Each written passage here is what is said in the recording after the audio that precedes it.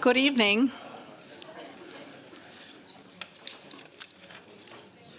Welcome, everyone. Thank you so much for coming out on this rainy night. And I am very happy that we're having this event.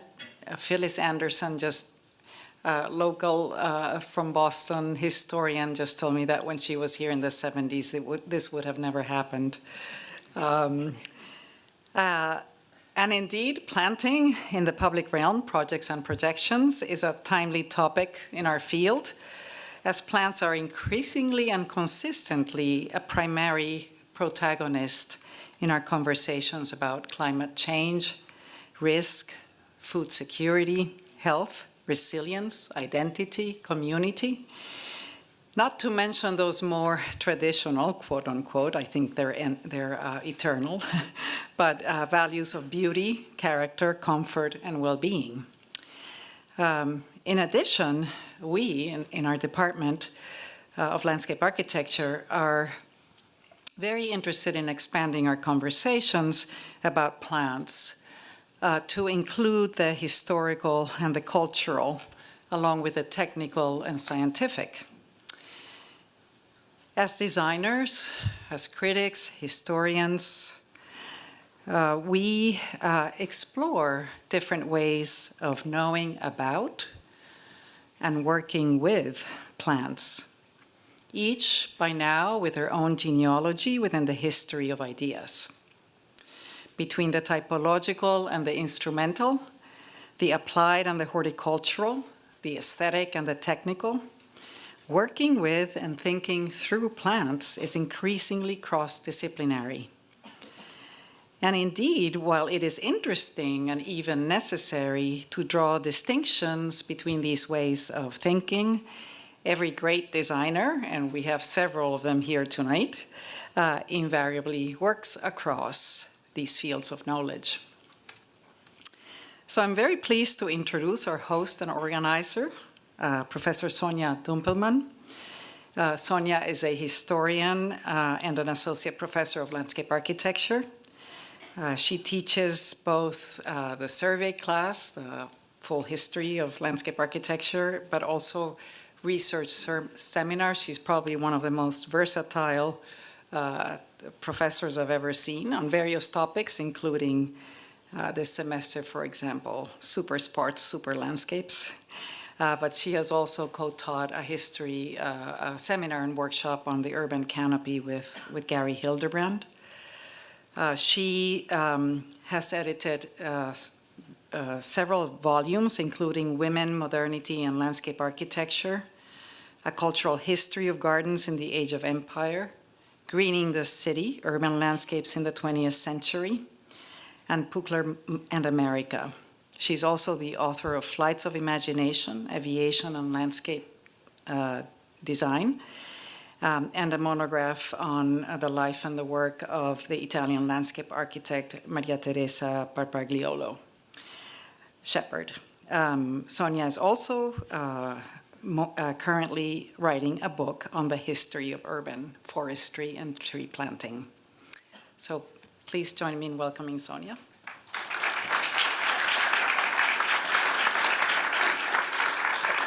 Thank you very much, and Anita, I wasn't expecting this expansive introduction, so this is really very kind.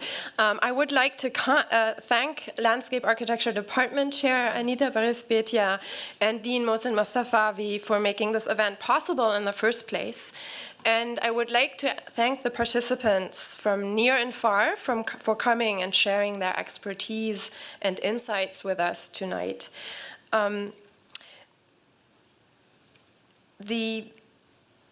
I would also like to thank the audience. So all to you, a big thank you for finding your way into the Piper Auditorium. I see many more plant experts, and actually I don't see because I see the lights right now, but I know there are many more plant experts in the room. There are many designers in the room, many ecologists in the audience, amongst them Richard Foreman and Gary Hildebrand. certainly many more. So thank you for being here, and I hope we will also be able to hear from you in the ensuing discussion. There are a number of issues and topics that our panelists will speak about tonight, all relating to plants and planting in the public realm. Designing the spatial distribution of plants on a variety of scales belongs to one of the fundamental activities of the profession of landscape architecture. Yet in the last decades, relatively little attention has been paid to this foundational aspect of the profession in the academy. This has changed, and it will likely change further as we are confronting the effects of climate change. Although we're going to talk about the present and the future, as a historian, I will very briefly take a jump back into the early 19th century to introduce some of the main themes tonight. So here are two of my favorite early 19th century designs by architect and landscape gardener John Claudius Loudon. These designs were so forward-looking then, in the early 19th century, that they provide ideas and questions that are still pertinent today. As you can see, both designs are circular and open-ended. They are kinetic, not static. They can be extended indefinitely. On the left, you see a diagram from 1829 that shows Loudon's idea about how the city of London should expand in the future. In contrast to many of his contemporaries, Loudon was not against growth and urbanization, but he wanted it to occur in an orderly and especially in a healthy way, with green belts alternating with urban fabric. In Loudon's imagination, London was to grow like a tree. His diagram was entitled Hints for Breathing Spaces. Still today, we are asking ourselves the question of how best to integrate plants and green space, breathing spaces, in our urbanizing areas, and about how to best use them in processes of urbanization. On the right, you see a prototypical design for a botanical garden that Loudon published in 1812. The center is marked by a monumental glass house. Spiraling outwards is a pathway accompanied by amorphous beds for plants that are arranged according to Linnaeus' system. Note that spaces were left between the planting beds so that species discovered in the future could be integrated without changing the general design. It is this flexibility and the ability to adapt that we do not only find in plants themselves, but that has become increasingly important in design, especially in times of climate change. So it appears that Loudon in the early 19th century already knew what we would be talking about today. Now to our speakers and panelists. Because you will find our participants' bios on the internet quite easily, I will be introducing each one only very briefly and by way of a plant. In the last weeks, I asked all of them which plant they found particularly interesting, which plant they have used or studied a lot in their research or designs, or which plants they simply just like and for what reason. My colleagues Danielle Choi and Rosetta Elkin have kindly agreed to join the final panel discussion, so there will actually be a succession on the panel this evening.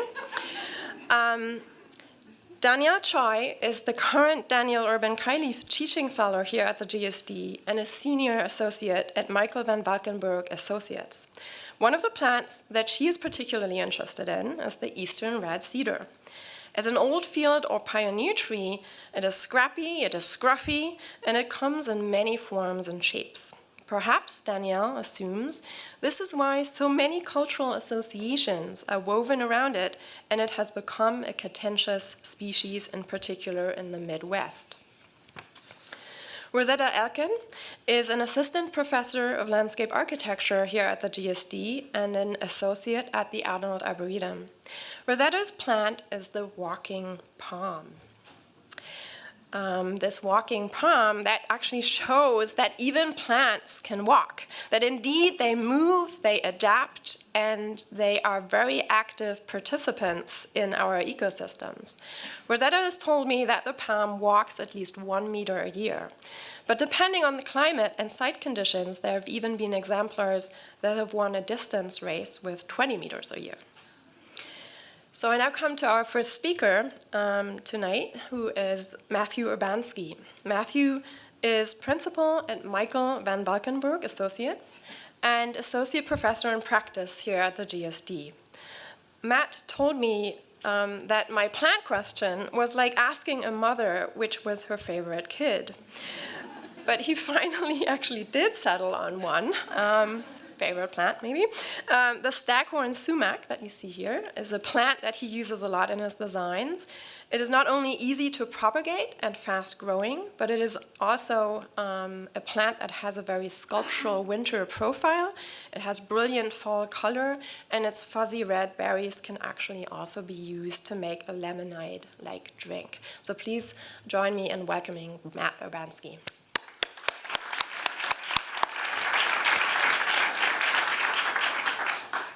Thank you. So you'll hear from the Bulgarian practitioner first. We'll get much smarter after this. Anyway, so planting in the public realm. Oh, you started me, thank you. Two parts to that. Planting first. So plants as a medium, what is the most, and this is Brooklyn Bridge Park, about 5 years ago and last fall. A few slides here just to show the change since planting. Plants as a medium. What is the most important aspect about plants as a design medium? It is that they are living. They change radically over time.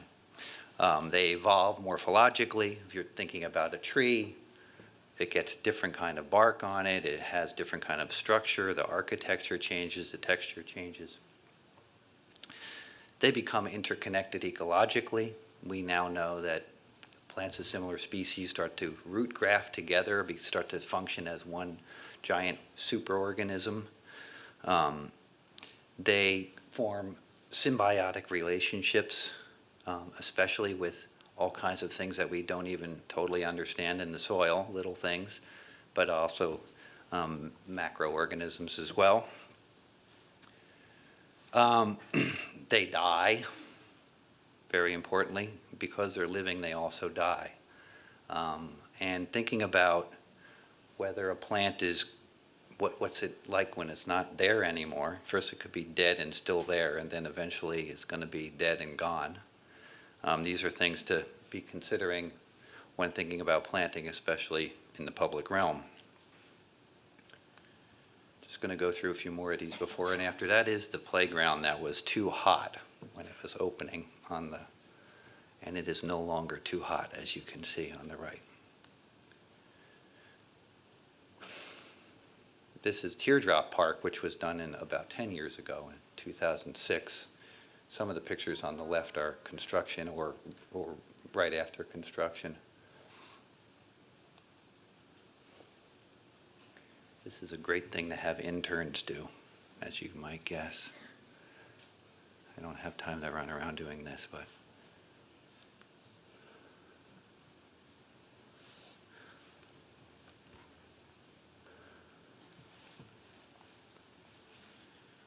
I didn't check when I started. I'm going to just wing it. Okay.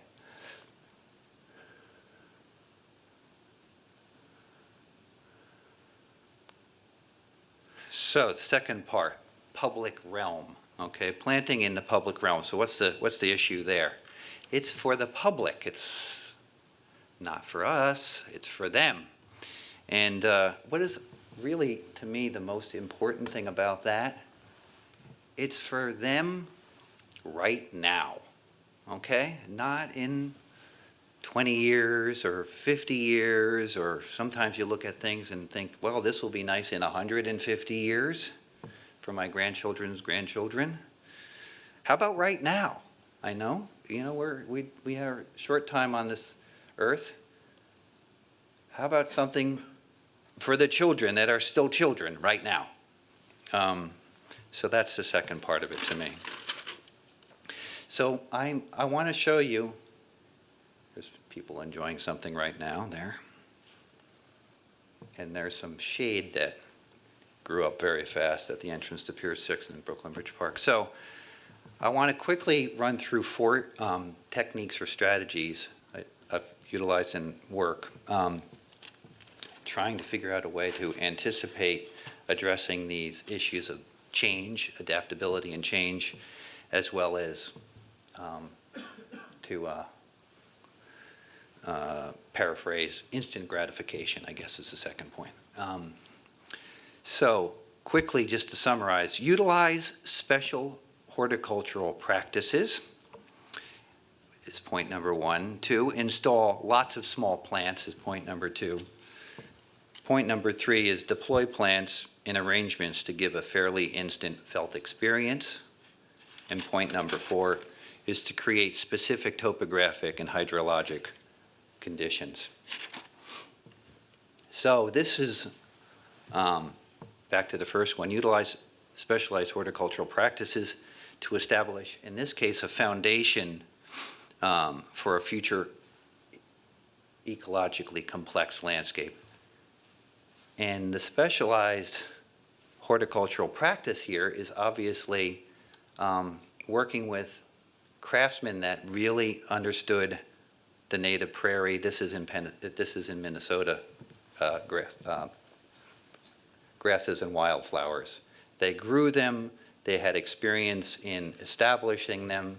They knew that, for instance, we needed to burn this only 1 year into it in order to kind of get rid of the weeds and get it in the direction we wanted it to go.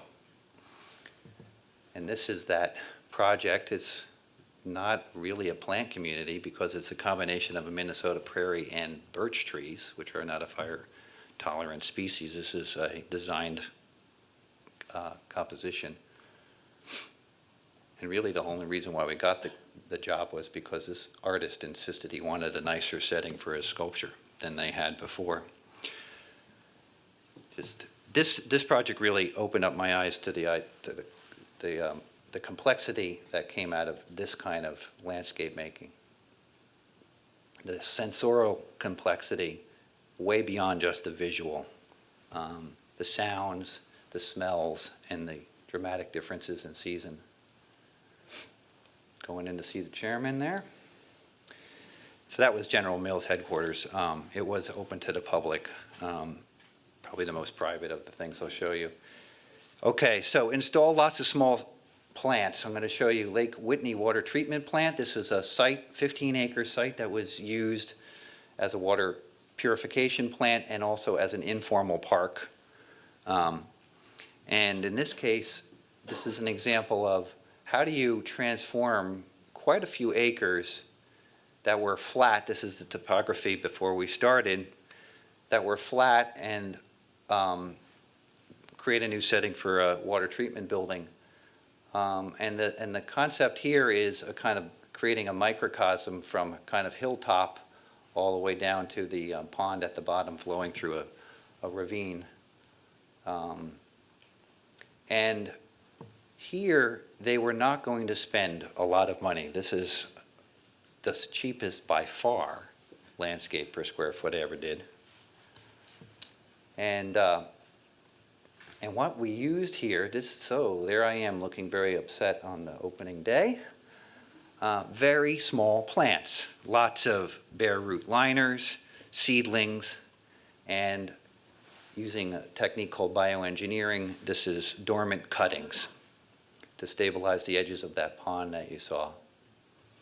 So this is, that's in construction. This is a field trip I took with interns last summer to take a look at it.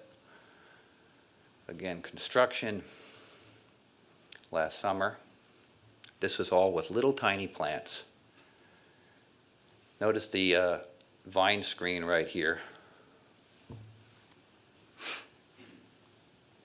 Okay, Deploy plants and arrangements to give a fairly instant felt experience. I'd like to talk about the Veralis Courtyard. This is a mid-block courtyard in Manhattan, and the original courtyard that we redesigned completely had a single half-dead tree in it. We replaced it with 80 trees.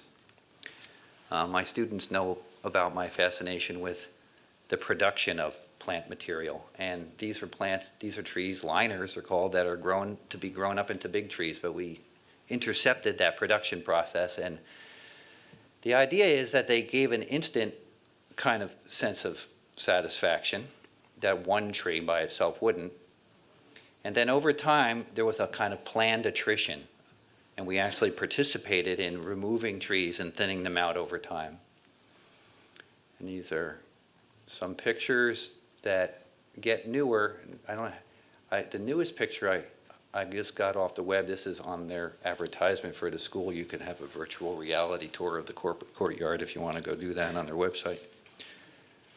And then finally, another example of that is in Brooklyn Bridge Park. We have a long, thin site with not a lot of space, really, 70 acres, but a very large borrowed landscape. We needed shade, and we utilized the type of a hedgerow to create linear corridors of shade, but thought very much about, again, a kind of designed attrition. How is that going to change over time, thinking about from planting to 75 years out, where it will have a certain level of satisfaction on that day and a different kind, but also hopefully satisfying on that day as well. This is after planting, right after planting, more recent picture of one of these shaded corridors. The strategy here was to create these shaded corridors of space before and after in order to maintain the open vistas to the various objects, the bridge and Statue of Liberty and things like that. And you see the lawns that were maintained as open by this strategy of hedgerows moving through the design, Pier 1. And then finally, on the create specific topographic and hydrologic conditions, also on Brooklyn Bridge Park, we had a site that was very flat and very ecologically consistent, and we needed to create a lot. We created a lot of different microecologies for communities, both natural and kind of designed.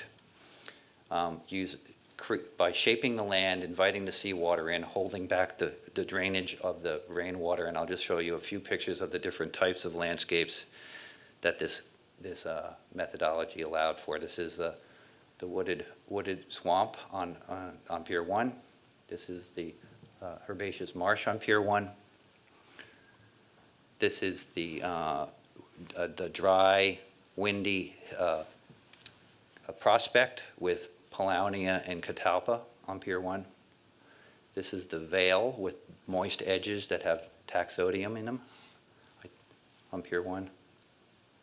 This is the woodland garden and the lee of that hill. And perhaps maybe the best example of this technique, creating a landscape that required very little input after the grades and the hydrologic regime were worked out, is the salt marsh, which has had zero maintenance since it was made, and that's right after it was made in a current picture. I guess that last category is about anticipating all hell breaking loose, basically, and nobody taking care of anything, and it's the kind of thing I think about a lot. Okay, I think I maybe fit in 10 minutes.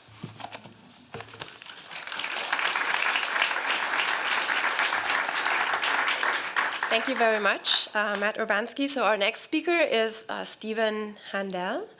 Could we have the next slide, please?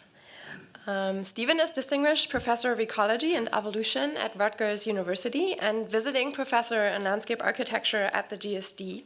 He's extensively studied many plants and their ecology, but remains particularly fascinated by the long-stalked sage that you see here.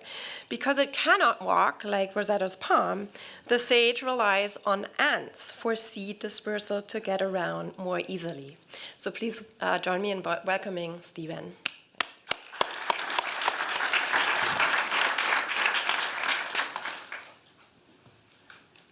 Yes, good afternoon.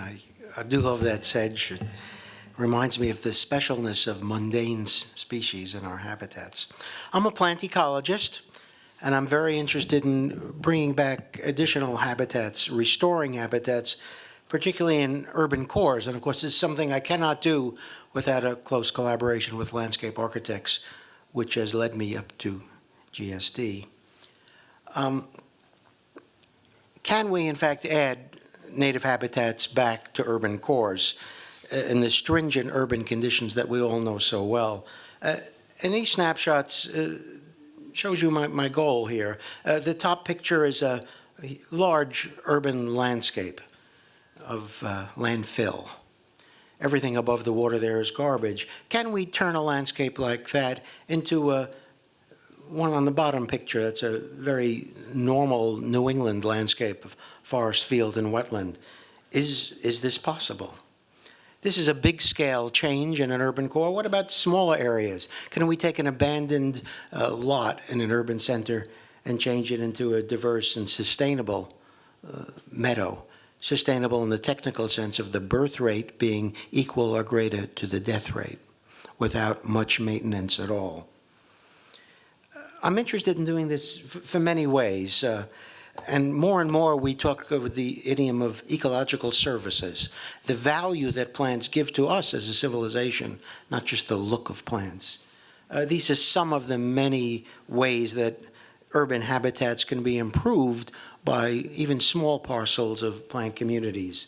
Better soil that's not eroded into waterways, sequestering carbon of great interest for many of us, better air quality, and even supporting mutualists like pollinators, which are critical for urban ag, a big activity throughout the world in urban centers. For all these things, we need local native habitats.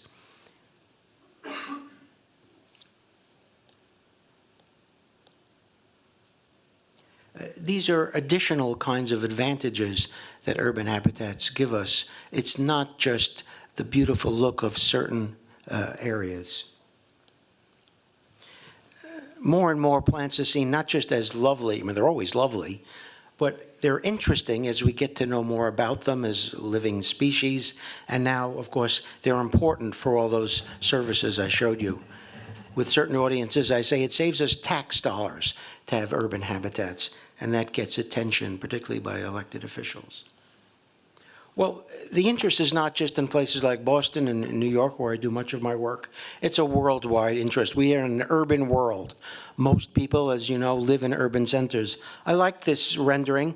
Everything that's pale yellow shows a place where people are within 1 hour travel of an urban core. And it's most of the world, not just North America and Europe, but also the subcontinent and Eastern China, and even faraway places with strange sounding names like Uruguay and Rotorua.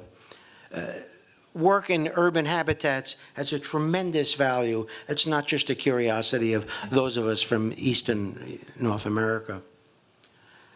There are problems of trying to bring back plants and habitats in urban areas. I'll just mention a few. One, of course, is that urban centers are fragmented. The landscape ecology is quite different from the wild continent that we once had. The green areas in this picture are our parks and habitats, and they're quite separated. They're quite small with long edges. Can they persist? Can they communicate biologically with each other? Here's a simple example to ask, can we really reinstate ecological links into these parcels that are spread around the landscape? We ask the simple question, can birds carry seeds in the current urban conditions? So we put some patches down of trees and shrubs, put a little bit of canvas, as you see, under the trees to collect seed as the birds visited the canopy. But look at this landscape, roads, tank farms, industry. It's not the Adirondacks. What did we find? And even in the first year, we looked for seeds in the traps. This is the kind of data you get. There are even books on field guides to seeds, I'm proud to say. And the results were really remarkable. We found in just 75 traps, 75 square meters, 14,000 seed that first year for about 20 species. All the ones listed here are plants that I did not install. The birds were the unpaid landscape contractors. So this link is possible, a very optimistic finding. Where do the seeds and birds come from? These little parcels of habitat that are strung around our urban and suburban areas. Mundane, again, nothing rare or endangered, but this is where the seeds, the birds, and other mutualists like the pollinators come from to enrich the landscape around it. These are the kinds of things ecologists think about when we think about plants in urban settings. Other challenges are real. One is that the living plant community keeps changing. We get introduced of hundreds of species from Asia, from Europe, and they sweep through our landscapes. The successful ones are great dispersers and great reproducers. This artwork shows, of course, New York totally covered by these aggressive plants. I've seen this in small areas. I don't know if it'll cover all of the Big Apple with non-apples. We've learned that urban centers are the focus of these invasions. This shows a study of parcels from the rural areas of the New York metropolitan area to the central area, arrayed by percent hardscape. The total biodiversity does not change. What changes is the relative proportion of non-native species, which are in the open circles, versus native species, which are the full circles. In the full urban center, about half of all plant species are not native to North America. This is where the challenge of dealing with invasive non-natives is most severe. And of course, they keep coming. It's not just plants, it's also invasive insects. This is the current nightmare, the emerald ash borer, beautiful little critter. Of course, it prefers ash trees, burrows into them, and then kills them. This little animal was introduced from China just in 2002. By 12 years later, rather, this is where it had spread to in the United States. It started up in Detroit, where the Star is. Millions of ash trees have been killed.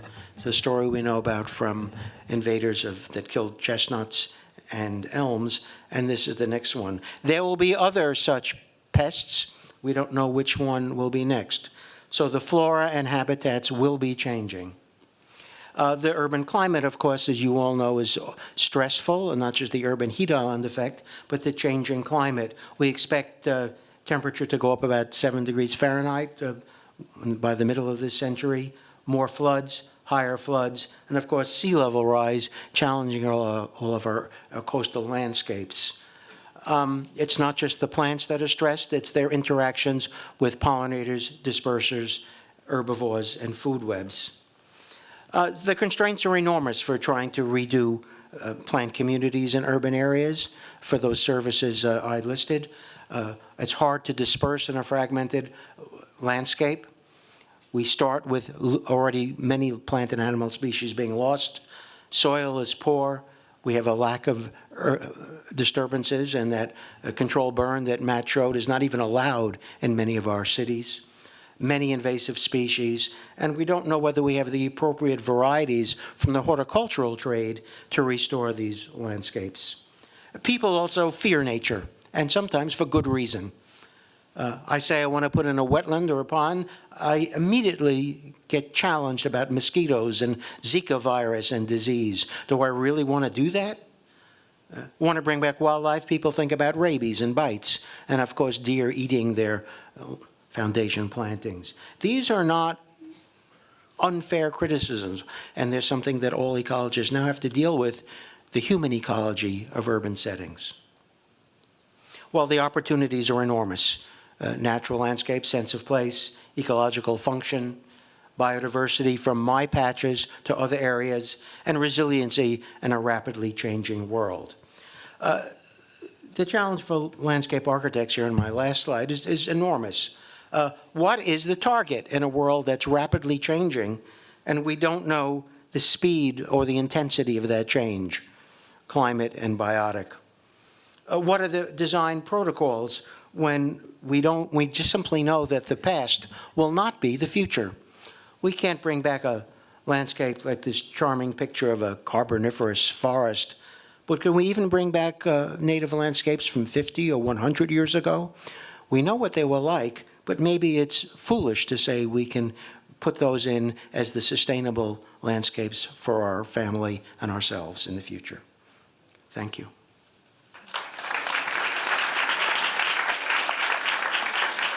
Thank you very much, Stephen. Noel Kingsbury is a British garden designer and writer on gardening, plant sciences, and related topics. He's coming to us with feather reed grass, Karl Förster, which does not have any food for ants, because in fact it does not have any seeds. So for Noel, feather reed grass, Karl Förster, is invaluable because of its long season of interest, its reliability across many climate zones, and its ability to make early growth. Please join me in welcoming Noel.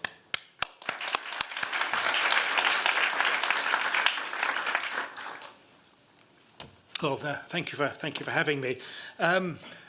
I am to talk about a very back to basics issue, which I think is a sort of key nexus in the way we use plants in landscapes, and that is understanding long-term performance.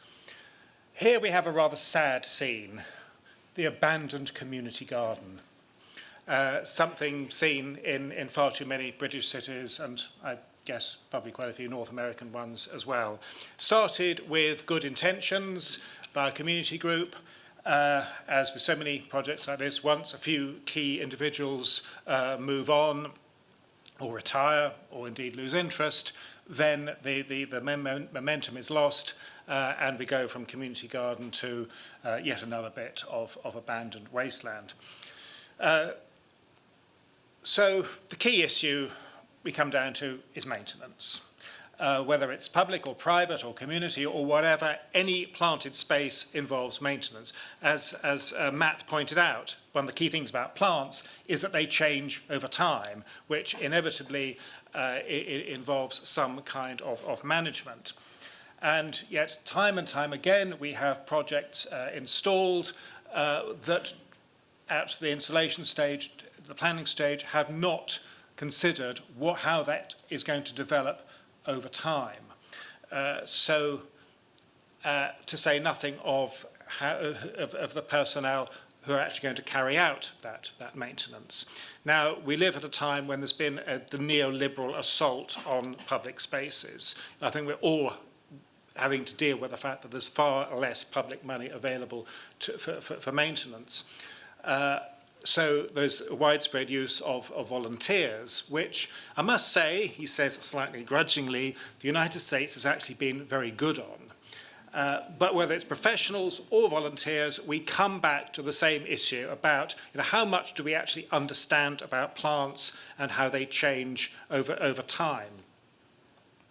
There is a lack of plant knowledge, and I think there is in particular around long-term performance. We actually know quite a lot about how to make plants happy, how to grow good plants, all those basic horticultural aspects. Does it like sun? Does it like shade, pH, all of that? We actually know much less about performance over time, particularly with perennials. All those perennials that have become so trendy over the last 20 years or so, the peat alder effect, the highline effect, all the rest of it. We know surprisingly little about their long-term performance. And it's this that I believe understanding this occupies a kind of key position that a better understanding of which will enable us to, on the one hand, actually make better decisions about plant selection in the beginning, and then secondly, to manage those planting schemes or landscapes as they develop. So let's look a little bit at perennials and some of the very typical problems we get. The fundamental problem I find, the most important one perhaps, is short lifespan. Perennial does not mean perennial. We know about annuals, we know about biennials, and then we kind of leap to perennials, which kind of supposedly go on forever. In fact, there's quite a lot of so-called perennials which are genetically programmed to die after a few years, that lifespans are variable, and obviously this if you're using these, you're going to be condemning certain areas of a planting to actually dying after a number of years. This is something that the nursery trade seems to have completely failed to take on board. I'm not mentioning any names, but some surprisingly major suppliers of perennials are selling plants without mentioning that they, for example, they have only a 3 or 4 year lifespan. So understanding longevity is really crucial. Slow rate of vegetative spread, resulting in possible suppression by neighbouring plants. And of course the opposite problem, the high rate of vegetative spread, which with the issue of non-native aliens is something perhaps of a more immediate concern, and obviously that they will then suppress other components in the planting system. So we have here this the result of a poor understanding of the rates and the patterns of plant vegetative spread. The most unpredictable is seeding, which is perhaps in terms of non-native species the most worrying of all. The possibility that certain components of what you've just installed will seed so much that they will actually begin to dominate the biomass and, horror of horrors, actually leap beyond the bounds of what's been installed into the surrounding environment. So we've got a number of very definite issues. So following my research of over the last sort of 10, 15 years or so, I'm a freelancer, by the way. No one employs me. I'm completely self-employed. I have to earn my own money. And one of the ways I do this is I have a product, which is a workshop called the Rabbit's Eye View, which is about getting people in the horticulture and landscape professions down on their hands and knees to look at what is going on at ground level and really try to understand the plant as living material. And look critically at products of the nursery trade, such as these orange echinaceas that seem to die so rapidly. And they die as rapidly in Chicago as they do around London. So, drawing on some research, I was able to participate in part of a European Union funded study with the University of Sheffield a few years ago. Longevity, plant spread, competition, speed of establishment, and seeding. These are the key components of long-term performance. And in the workshop, we try to get participants to understand how you can make predictions about these from what you see in front of you and by making some basic observations of the plant over time.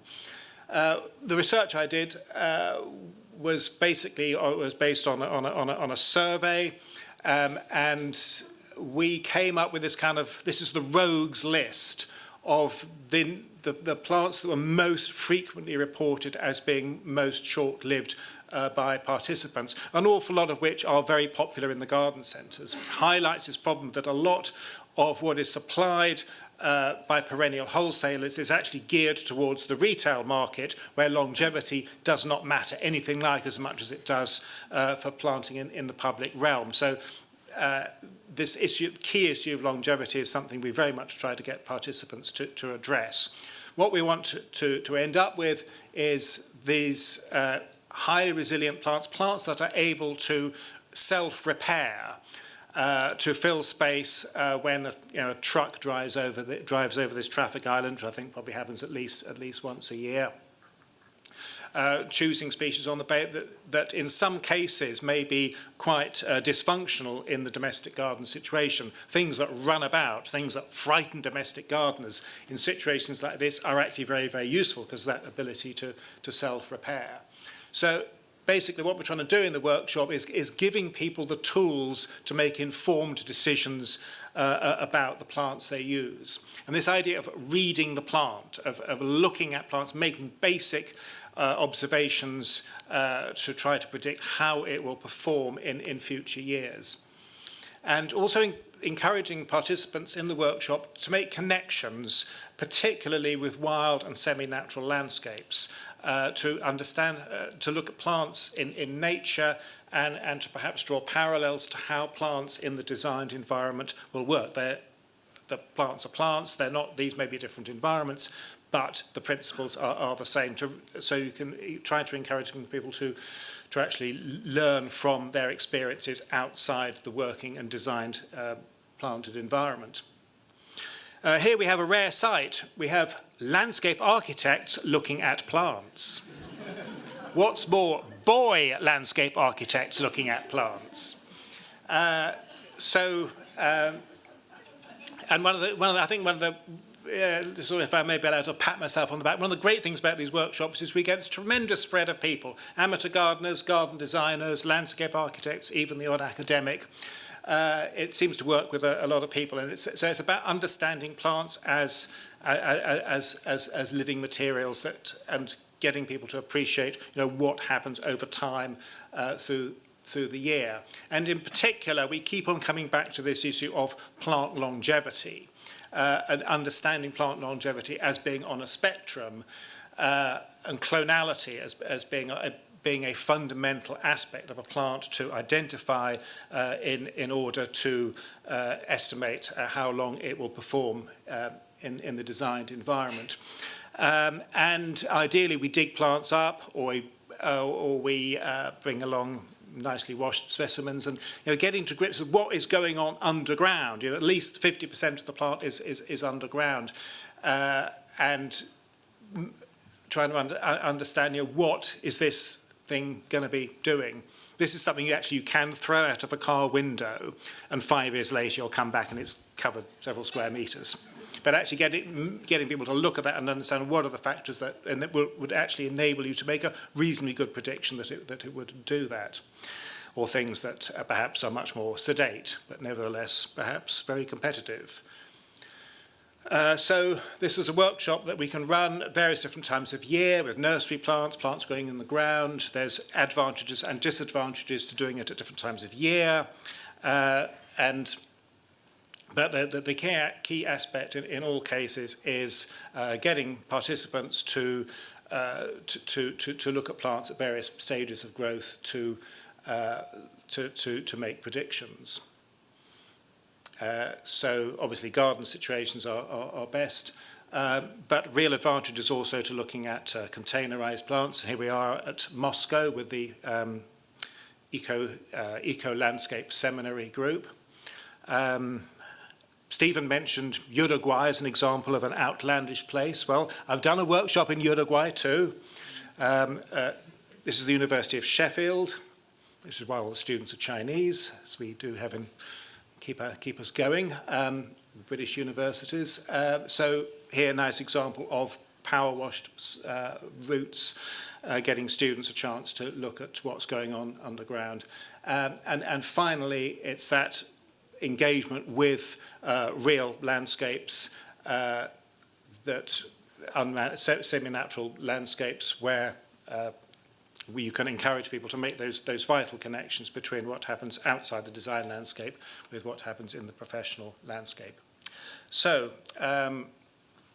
this may have seemed a very narrow focus, but it's something that I believe, after several years of running this workshop, has particularly answered a need in making connections between plant selection and ongoing management for, I think, and the key thing is a very wide range of professional groups from a very wide range of geographical and cultural situations. Thank you.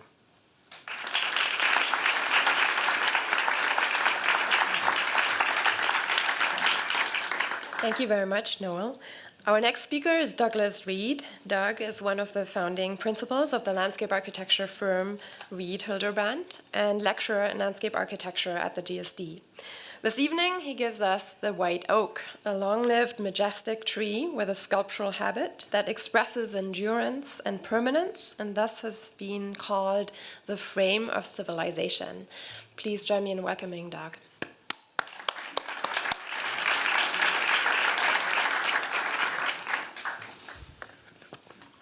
Thank you so much, and I'm delighted to be here, and I welcome this subject at the GSD.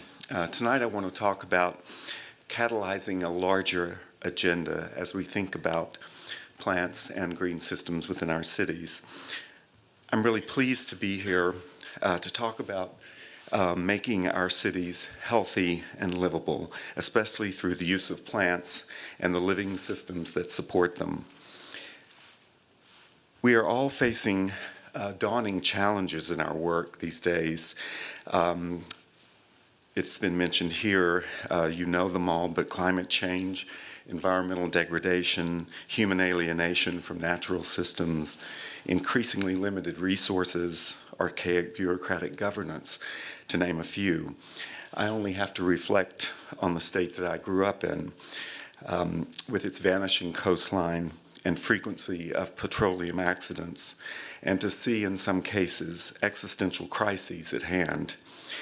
And at the Houston Arboretum and Nature Center, which lost 48% of its tree canopy due to the combination of prolonged drought and recurrent hurricanes, we had to reset its ecology and change public expectations about beauty and resilience and experience. One of the reasons we value plants is because they are primary agents in civilizing and humanizing cities. Bringing life into cities brings cities to life. Plants contribute to making some of the most memorable civic places of our individual and collective experience. And we know the physical benefits, which Stephen went into in depth, but purifying our air and water, helping water infiltrate the ground, moderating temperatures through shade and transpiration, among other contributions to life outdoors. Gary Hildebrand and I and our colleagues have had the privilege of working on a number of urban commissions where we have been able to successfully position them as part of larger agendas to revitalize the city. I want to review one of them with you tonight, but before I do, let me say something about the projections referred to in the title of the panel and to discuss the wider context. In 2008, the world passed a watershed and did so almost unnoticed, overshadowed with ironic timing by the financial crisis. That was the point after which more than half the world's population now lives in cities. It is, of course, a trend that will continue. Stephen brought this up beautifully, and with it will come very serious pressures and problems. So for us, we value this work type precisely because we see the huge social and cultural needs of the urban realm, and we know that investments in landscape have the most cost benefit when it comes to affecting change. We welcome the resurgence today of the role of landscape architects in leading the design of cities, but it isn't a new phenomenon. We know what the Olmsteds, Warren Manning, George Kessler, Hare and Hare, among others, were doing to fix the 19th century American urban landscape. The achievements were nothing short of heroic, and it took unimaginable powers of persuasion at a time when most people were much more interested in building and industrialization. And we only have to look out our windows here in Boston, our own city, to see the design genius and the political will that marked the growth of this city and a host of other American cities in the late 19th century. At the Back Bay Fens, Olmsted reimagined the Muddy River as an extensive expanse of the familiar coastal salt marsh meadows as the solution for cleaning up the unsanitary and degraded environmental conditions of the 1870s city. I think this is one of his great projects, and we have to remember that this is a completely constructed landscape. 150 years later, what has changed? Well, we are still building apace, and now we are coming to grips with furious digitalization. A rather sad statistic from 2016 is that the average American now spends 10.4 hours a day in front of a device or a screen, and that was an increase of 10% in just a year. And the hours are much higher for younger users. We are creating a generation that may be plugged in, but is literally disconnected from the outdoors. We are yet to understand the full impact on this, on human health, well-being, and survival, but it probably is not good. The subject of this panel asks for projections. Perhaps a more practical question is, how can we do this better? How can we do it better? And I think we're all addressing this tonight. The good news is that today we have the benefit of a significant knowledge base that grows with each year of scientific inquiry. Just in the last 3 decades, we have seen tremendous advancement in the sciences at every level, from the biological to the behavioral. Some of this knowledge confirms what was understood in the past through empirical means, in some cases returning us to the practices of former traditions. Some provides groundbreaking evidence and leads to technical and material innovation.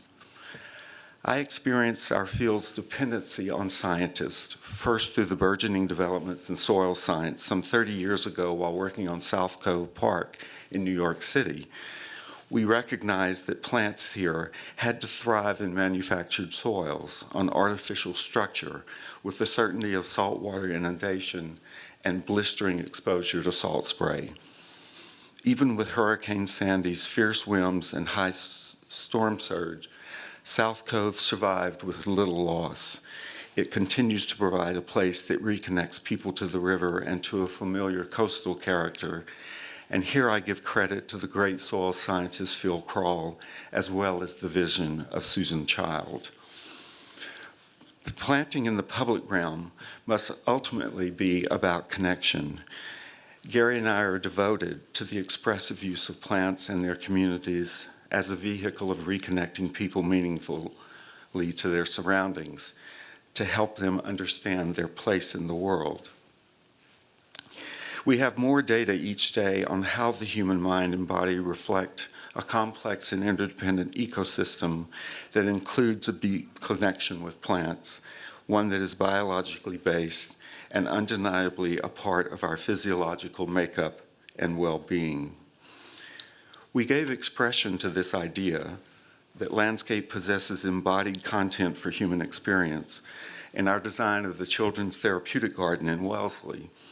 The garden elicits responses from children that help therapists and child repair behavioral disorders stemming from the impact of trauma. We can apply the data assembled from this work to a larger urban setting. Compelling and meaningful content through design with plants can achieve a level of aesthetic pleasure and engagement that resonates at a fundamental, even genetic level.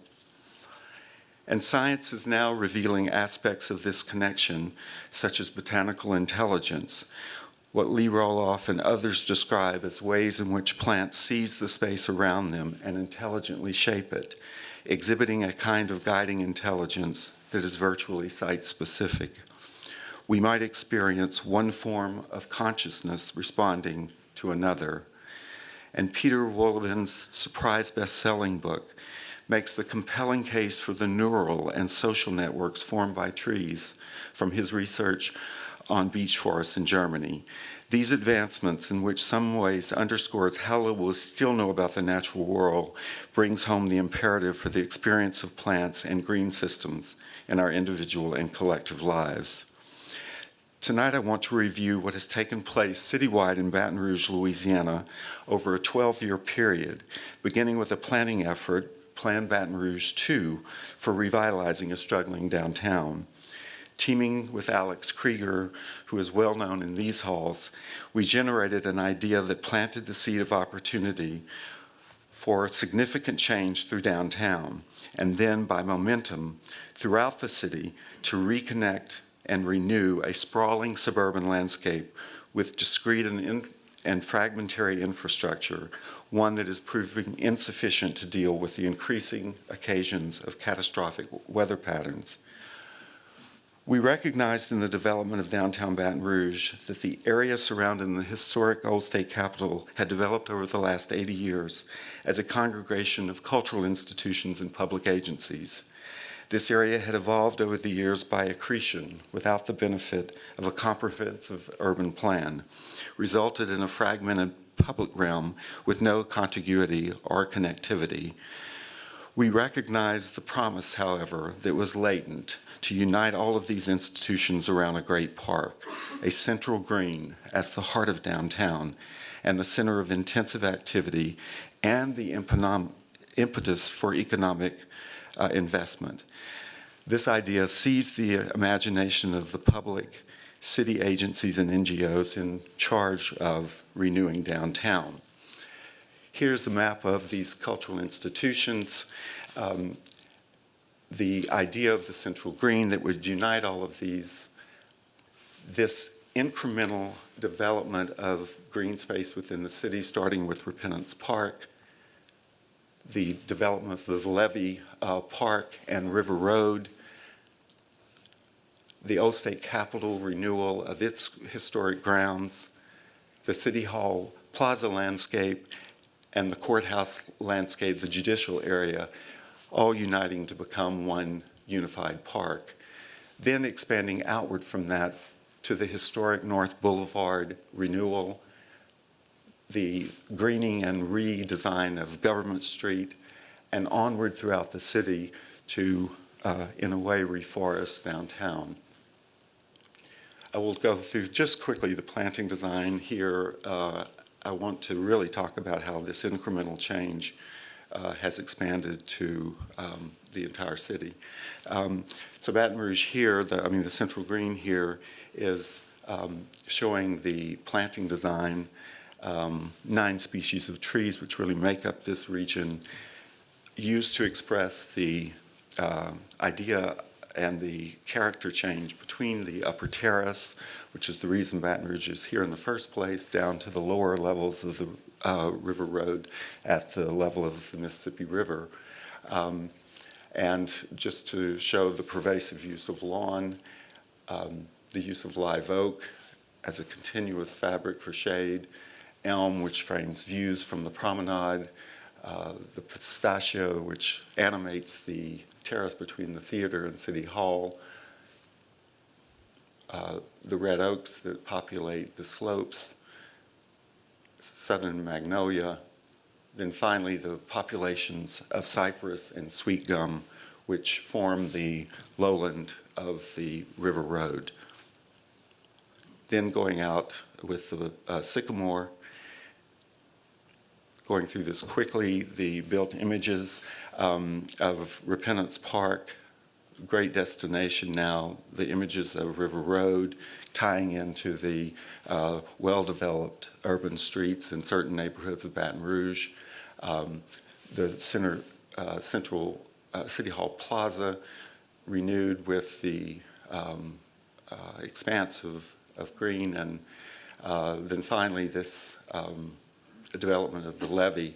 So here, 1 minute longer, the central green starting as this kernel within downtown, expanding as the urban forest in Baton Rouge, tying into the existing parks that are under renewal, continuing with the expansion of the Levee Park and connections of bikes and pedestrian trails, the greenway that connects these parks to downtown, the study and renewal of the LSU lakes, and then finally the master plan for Louisiana State University's campus with its vision of connecting pedestrian and bike systems throughout the city and connecting LSU between the lakes and the Mississippi River.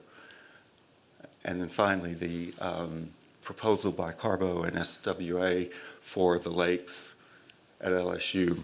In conclusion, I want to mention the city here and give credit because it exemplifies the tenacious and skillful pursuit by its leaders of incremental public realm improvements guided by the vision of a larger agenda for the city's downtown and central neighborhoods with 3 clear strategies. In the downtown core, assemble contiguous open space surrounding multiple cultural institutions and develop a significant cohesive park. 2, make downtown more livable for increased number of residents by reforesting it. And 3, thread continuous green space through the city by transforming drainage and transportation corridors. Altogether, this network adds up to something much larger than the individual parts. It reorients this city for the 21st century to function more sustainably and to connect citizens to each other and to place. Thank you.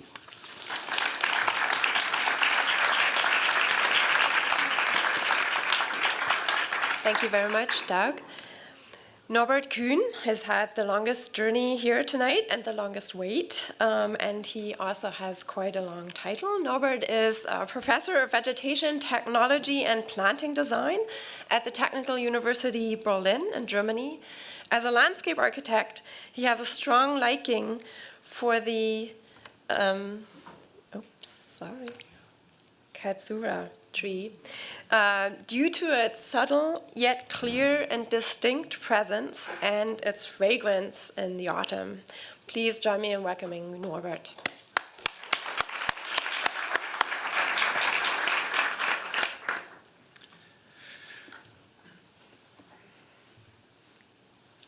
So thank you very much for the introduction and also for inviting me here. I really enjoy to be here. When I get the email from Sonia, I got these questions with her, and I was a little bit disturbed about she wants to invite me for a whole semester to do one talk during the week. No, that's only the question for 10 minutes, and so I'm very sorry I can only emphasize a few aspects of this question. My background, I want to talk just that I'm trained as a landscape architect and also as a landscape ecologist, and that something that's for me a real good basis to do my work, what I'm doing now. And I'm trying to combine design, cultural and ecological requirements, and so we do in teaching. That's might be not so far from what are you doing here. You see here, I hope, yeah, that's right. You see here an urban forest, urban woodland, and we cut out something and we try to make a park of it. So me and my team, we do design work with students of landscape architecture, but we try to focus on plants and on vegetation, and try also to implement ecology in that situation. Now, what's my philosophy? I think planting design means more than decoration. I like plants, and I think it's wonderful to have plants, to have people who like plants, to have beauty of plants. But that's not all about plants. There are some decisive demands for urban green spaces in the future, and we have to rethink about how we go further with plants. It means enhancing qualities of urban areas. It means to adapt strategies for climate change. It means to support new ways of urban life. And of course, we have to deal with biodiversity, and we can design biodiversity, we can protect it, sometimes we can also improve it in our cities. But that's not all it's to say about planting design. It's something that goes beyond technical and scientific discipline. I think we have to think about the beauty and how people were touched emotionally also by planting design.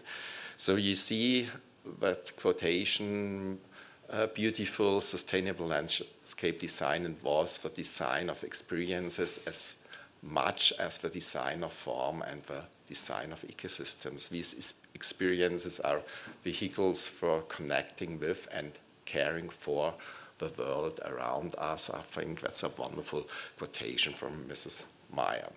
So beauty is, of course, we need beauty, but beauty is something we can get people into environment, into the thinking of their own environment, into the thinking of what's next to them, plants, trees, bushes, shrubs, and how they are connected to all these things that are around us. I want to stress 3 different future requirements. And the first is the idea of designing with urban nature. I think nature is one of the key factors we have to look up in the next next years. We often think of diversity only in respect to the natural diversity, but we have also diversity in city that comes because there comes together exotic plants and also native plants, and we have a kind of novel mixture there, and we have novel plant societies there. And that's the so amazing thing about that, and we just heard it, biodiversity in cities, it's not lower than in the surrounding, it's sometimes higher than in the surrounding areas. And so we have to deal with that urban nature, and I think there are some concepts and some very nice concepts. It's not only ornamental plantings. I love ornamental plantings, and we can treat it like natural plantings when we understand the processes that are behind these plantings. But we can also design, of course, a productive city. We can take functional vegetation structures that was mentioned before. We have some ecosystem services, and we want to have them in our cities. Of course, we can deal with urban forests and with urban wilderness. And what I'm also specialized in is dealing with spontaneous vegetation and take it for design, because I think that's really a chance we can do to see how that works in an urban area. And if you ever come across Berlin, I would invite you to go here. That's a recent park we have. It's a Gleisdreieck Park. And here you can see some of these concepts. I think it's a good model for modern parks. And here I show you one example. It's a spontaneously growing non-native tree. You might know this tree. It comes from North America. It's Robinia pseudoacacia, and it's not native to us, but we took it and we preserved it here in that field, and so we that was a starting point of a park in the background you can see. So a second thing I want to mention, the second future requirement, is the adaptation strategies for climate change. You all know about climate change, and you all know how people appreciate this situation in summer. That's in Paris, it can be everywhere. And so it's really something, a great demand for cities in the future to have enough street trees, to have enough shady situations. And how can we get these shady situations? Here you see 4 trees which are native to Germany, and you see their climatic requirements, the response to precipitation and temperature. That's the area of a tree, and you can see how Germany fits into these requirements. The bold line is the actual Germany, and the thin line is Germany in 30, 40, 50 years. And you can see that some of these trees fit perfectly to the situation in Germany, to the now, to the actual situation, but also to the future situation. Some of these species will be not in a future environment, not part of a future environment, and some of these species are now going into that requirement. So we will have more of this species in the future in Germany. That shows for it's a table for native trees, but of course when we go to urban environments, we have not only climate change, we have also the urban climate effects, and it's much more challenging than we have outside the city. And so we think about where we can get our trees from. And you see some trees will come from Northern America and some trees will come from Central Asia because they will fit to our environmental conditions which we will have in 30, 50 years. Here you see Juniperus virginiana might be a tree in the future in Berlin cities. So globalization, you see that a lot of trees come from different countries, and I want to stress that this idea is a very old idea in horticulture, that trees come from all over the world and you use it for different demands. Even in time, you know, that was a bad time for Germany, and Karl Förster tries to show how Germany was, even in that time, connected by all the plants that were used in that horticultural, in that science, or not only science, also for gardens and for parks. And so, of course, globalization threatens people, and it will lead to, I think it's necessary to create local identities, but I think it will be also necessary to embed that globalization in wider global perspectives. And of course, we need these non-native trees, how my colleague Ingo Kowarek here points this out.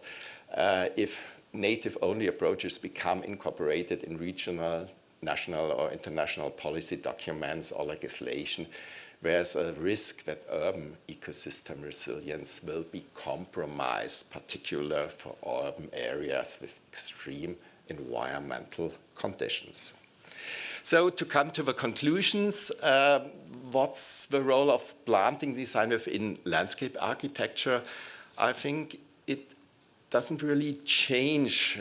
What I'm thinking, what we are doing as landscape architects is to bring things together, to know about the details, but also to bring it to a whole. We are not ecologists, we are no biologists. We try to take that material and to bring it together to a new existing and new functioning whole.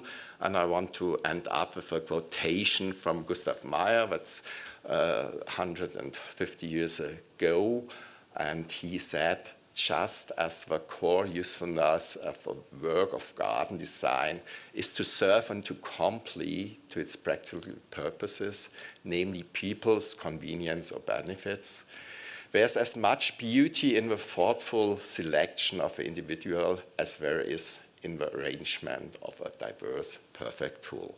Thank you very much.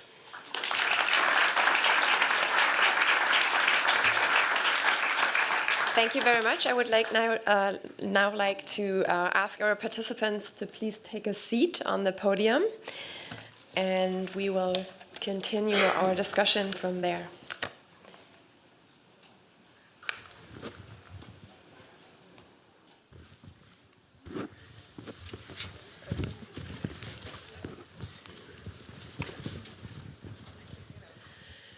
So I have asked my colleagues Rosetta Elkin and Daniel Troy to join us tonight, because they have been and actually are, even at the moment in this semester, teaching classes that are related to plants and have always integrated plants and plant knowledge in their teaching.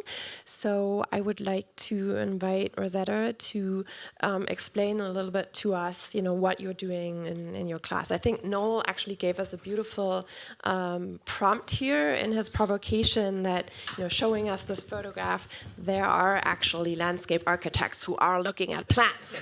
So, well, I thank you, Sonia, and thank you for such a great turnout. Actually, it is nice to see a lot of plant interest in the audience. But I'll pick up on something different that Noel said, which was on the odd academic. I want to preface what I'm going to say with the fact that I came into the field, for those of you that don't know me, from private garden practice, where I learned a lot about plants I then went into graduate school in landscape architecture where I learned nothing about plants. And then I proceeded to go into practice where I needed a great deal of plant knowledge.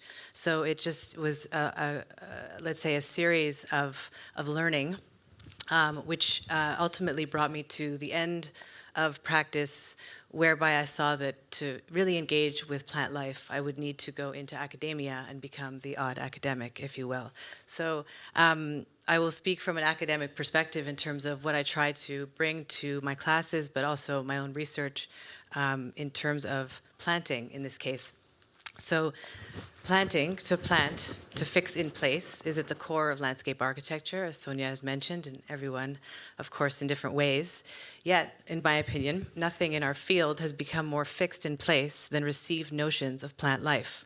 As one of our most rehearsed procedures, planting endures unquestioned through a reliance on the presumed authority of scientific botany and the aesthetic intuition of design professionals. What I mean by this is that planting tends to rely on a lineage of practices that pacify plants, that desiccate, label, list, index, trace, and finally register their most predictable formal attributes or overt behaviors. Such procedures render the plant a static object through catalogs, silhouettes, guidebooks, these lists we all know well that serve as our vocational tools, encouraging the spread of more figures, indexes, and static procedures. Categorization and taxonomy was developed to enable the study of living organisms, to arrest the processes for the sake of scientific research. Yet adjacent disciplines that do not need to dissect the plant, such as forestry, geography, environmental engineering, and more recently landscape architecture, rehearse this lineage of botanical knowledge, which transmits a fragmented intellectual basis. Plants are only known as identifiable and measurable. As such, the plant is translated as a fixed form of knowledge, a tool, and an object of science into our field. Due to the inheritance of these fixed and what I call fragmented practices, the field of landscape architecture rarely questions how it recognizes plant life, much less why planting has become so procedural. So as landscape architects, we do not work with binomials, microscopes, and indices or herbaria samples. We work with the whole organism, the entire plant, from seed to maturity, through cycles of time that orbit around human patterns. So why does this matter? Within the pressing realities of climate-based risk, land degradation, and severe urbanization, the role of plant life has shifted considerably. Plants no longer necessitate such authoritative practices, substantiated by the sterility of such credentials and listing, identifying, naming, etc. Today, the behavior of plants as an active series of temporal and developmental processes has become more crucial than ever, because we cannot attend to the ecological complexity embedded in climate change and other issues with the tools of horticulture underscored by botanical practices. So I'll skip ahead to simply say, I imagine I'm at 2 minutes already, although I have no idea and I have no sign and I have more, but whatnot. All I ask myself and I ask my students is, how would landscape architecture be practiced if we treated plants as living organisms? Simply put, I try to teach the students not what plants look like or how to identify them, but rather how plants grow. Thank you. Thank you. Thank you, Rosetta. And Danielle is currently teaching a class in which she deals with particular landscapes. Yes? Yeah. Hello. Hi.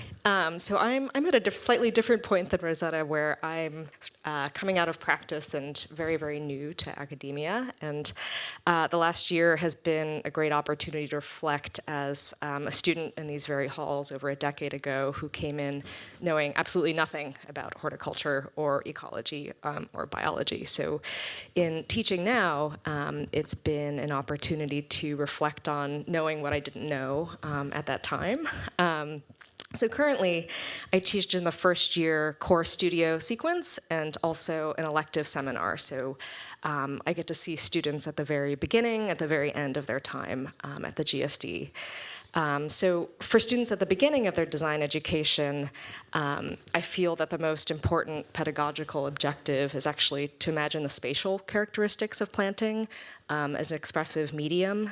So how do you be bold and brave as a designer, but not create something so elaborate that it can't survive in the public realm without you as an advocate? So one thing that's an ongoing and interesting challenge as an educator is that landscapes are really hard to prototype, unlike architecture, for example. So how do you model or visualize something that might not yet exist in the world? And it's a medium that not only has spatial qualities, but changes over time and at variable rates. So if you have no exposure to ecology or biology, to try and communicate that and find new ways of exploring that, I think is pretty exciting thing to engage with students at the beginning of their time here.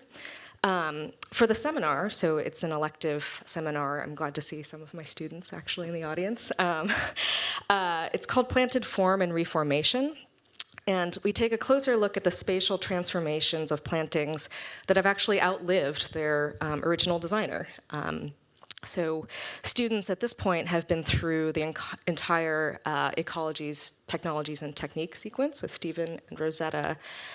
So they're conversant in a wide range of dialects, let's say, with regard to approaches to planting design and ecology. So in the seminar, the objective is for students to advance their own design sensibilities with regard to aging 19th and 20th century landscapes that are foundational to cities, as we saw many examples of tonight, but whose original planting designs are reaching the end of their biological lives.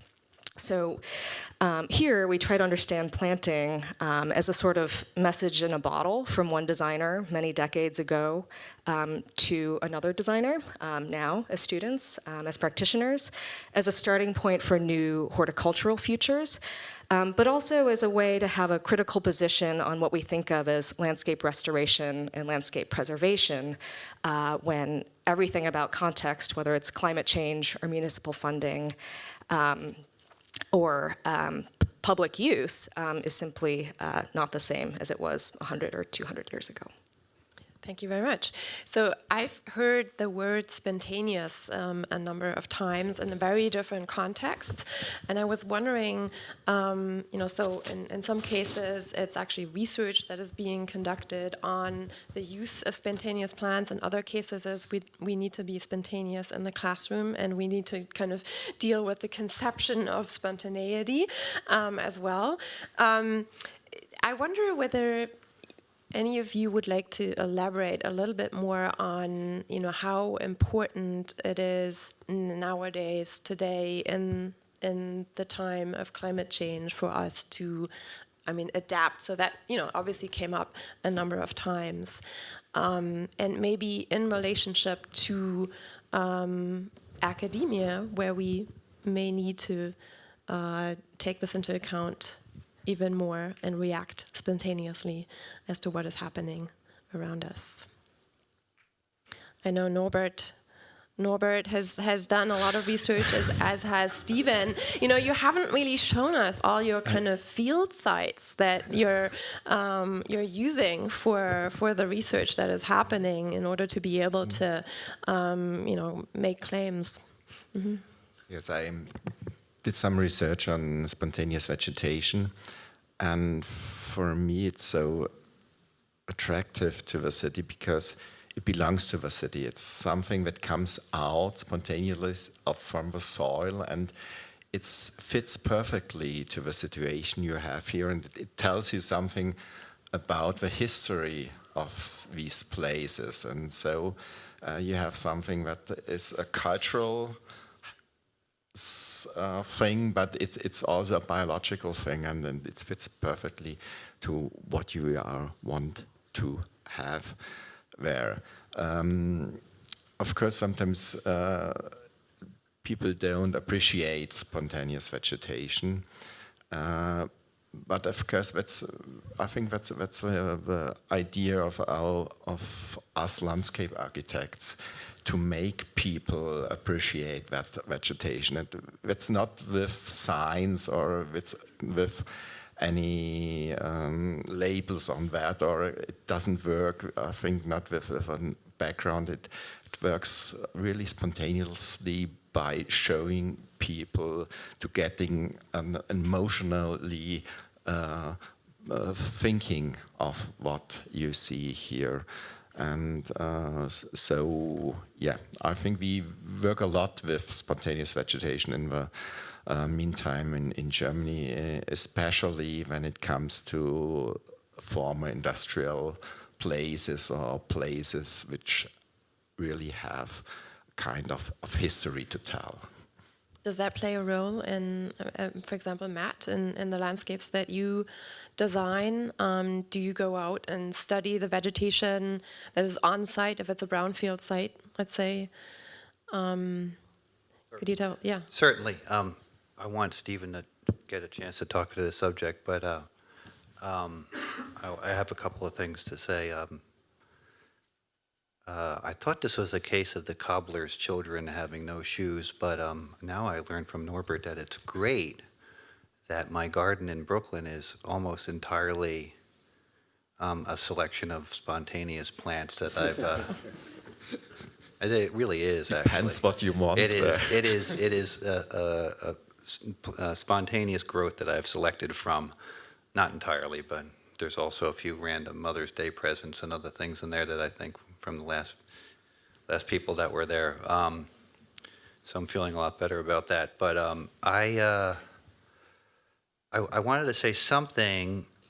You got to go back to spontaneous for Stephen, but I want to say something that's sort of similar, parallel kind of thought philosophically, which I tried to reflect in what I was saying, and I think it is also related, which is that if you have an uncertain future, which we would have whether we had a concept of climate change or not, it is a lesson of nature to hedge your bets about the future by embracing complexity, okay? Overly simplified landscapes are obviously more susceptible to random events in the future. And you can see that, I think, in the work I showed, and I think it's reflected in a lot of people's comments, and it's not exactly about spontaneous, but it is similar philosophically. Stephen?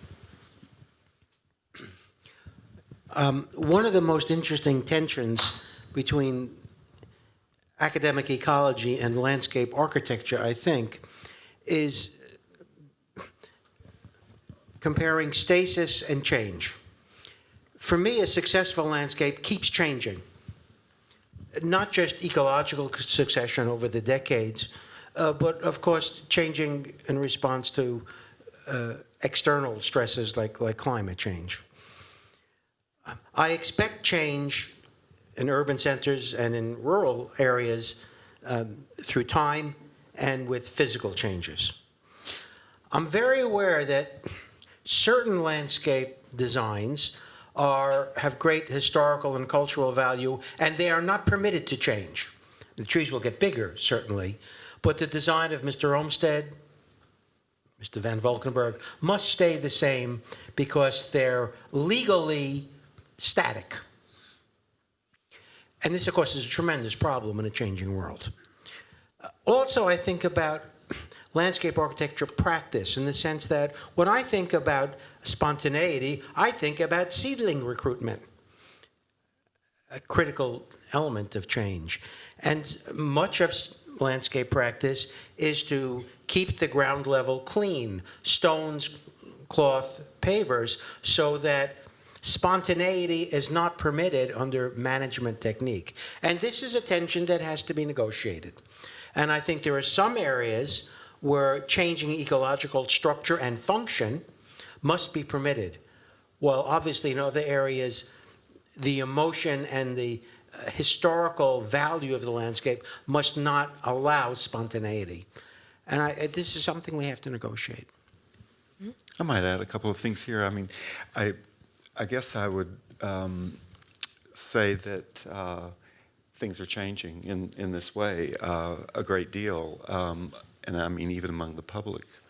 the appreciation of this aspect. I mean, I think the High Line offered an opportunity for this. It went in a different direction, but the special communities that were there inherently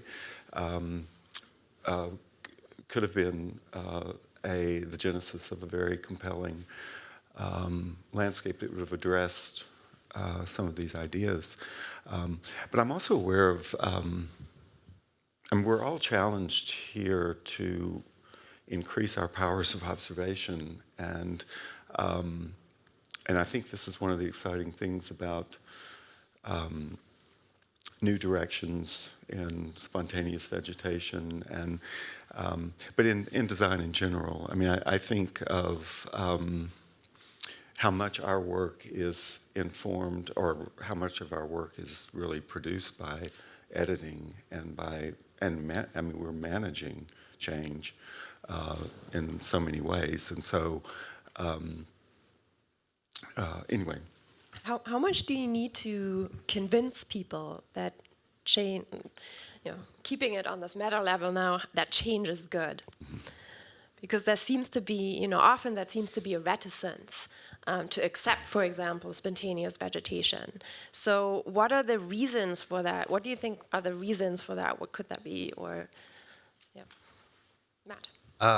I think that landscape architects are getting to be pretty into it.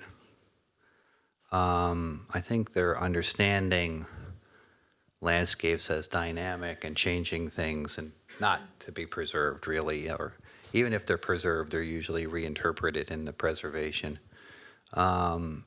So to me, that's not so much to challenge, although there can be a tendency to create a tableau or a set piece or something like that. But a little indulgence in that every once in a while is okay. The real challenge, and Stephen was giving me a snarky remark about no change. I tried to design something I called managed succession into Brooklyn Bridge Park.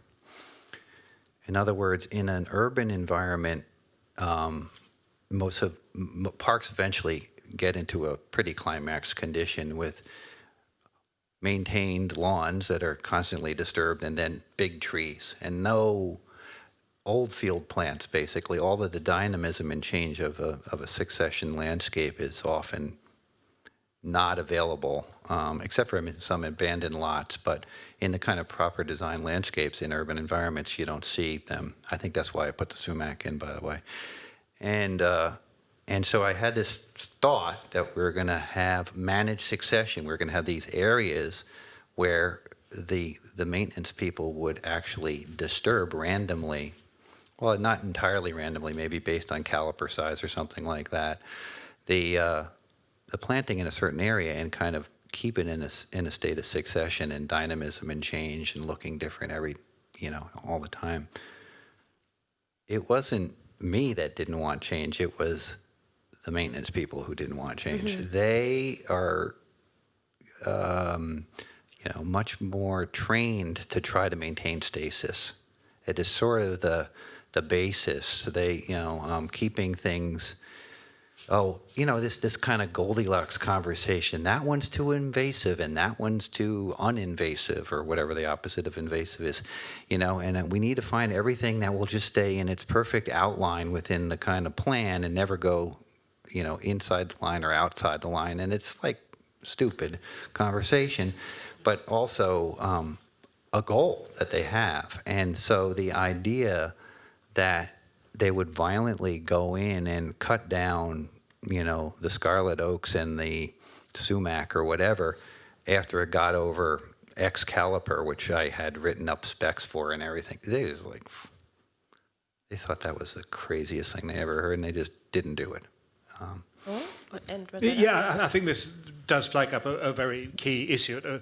Those of us who have experience dealing with maintenance people is that, yes, they have very fixed ideas, but also they have their sense of ownership and pride in the place, which is closely linked up with that. The example that I think is so completely the opposite, is the parks of Amstelveen in Holland, which were set up in the 1930s as essentially a native habitat. And that involves it's a very special apprenticeship and training program, which is about, every 25 years or so, we actually cut down and we clear, and the succession process starts again. But They need to be trained in it, though. they need to be. They are trained as apprentices. It's craftsmanship, apprenticeship, Exactly. right from the word go, with a real ethos of the place, which is so totally different. I just want to pick up on that because I think in general, the term spontaneous is a label. It's something we give to plants. This is spontaneous, and it's because, in a way, we're, that we suffer through these labels because we identify with a plant having certain listed characteristics. And, there's a sort of limit to the ability to work with them if we learn about them as static, but they actually have a great deal of movement embedded in their reproductive cycles and whatnot. And it reminds me, you bring a Dutch example, of course. Even the term native and non-native are themselves labels, and the plants kind of carry with them.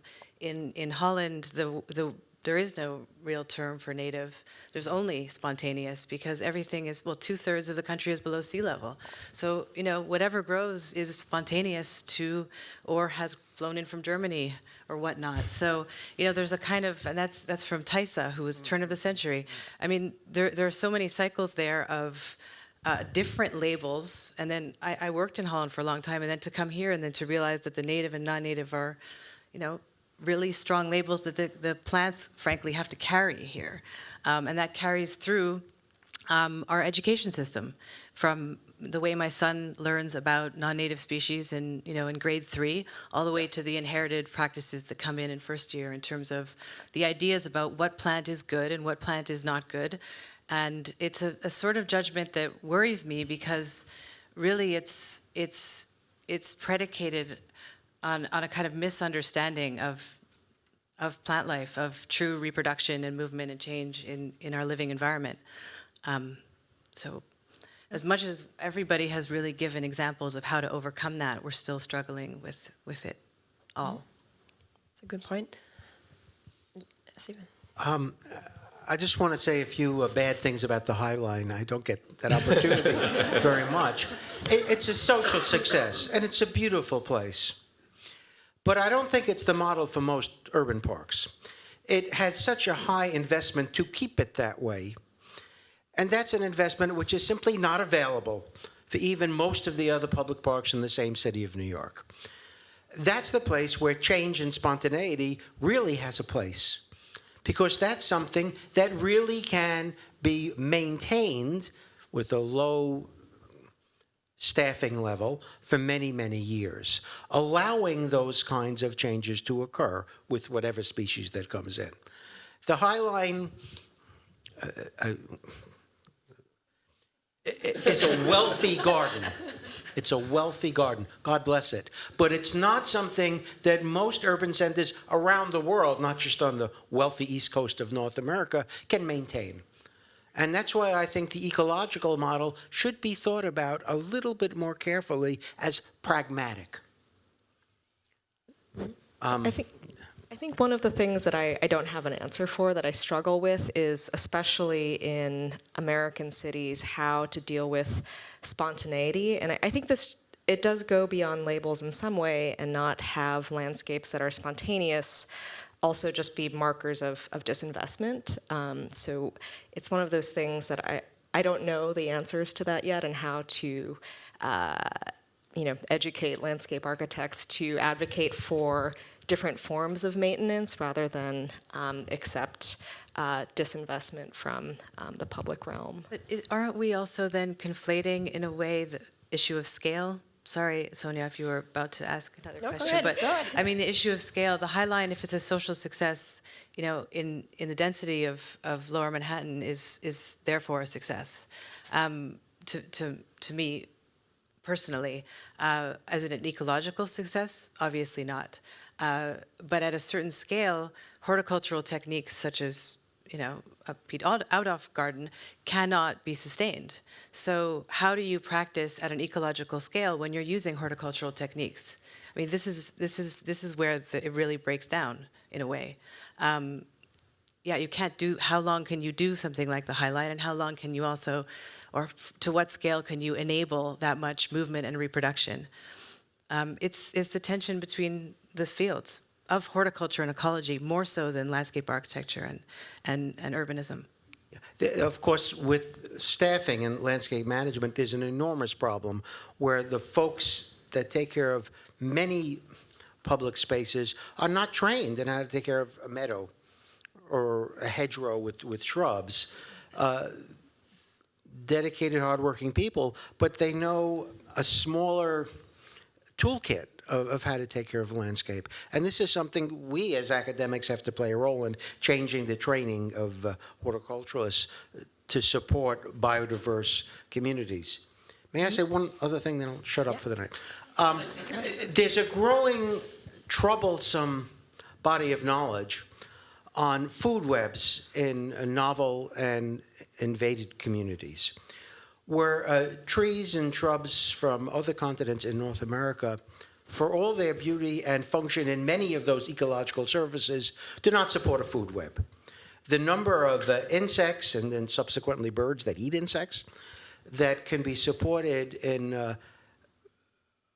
a stand of non-North American trees is thin, sometimes an order of magnitude less species, and this has enormous impact.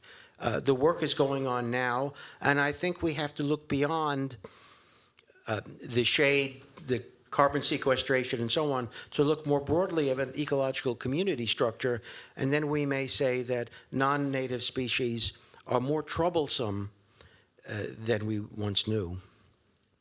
Norbert, I think you wanted to.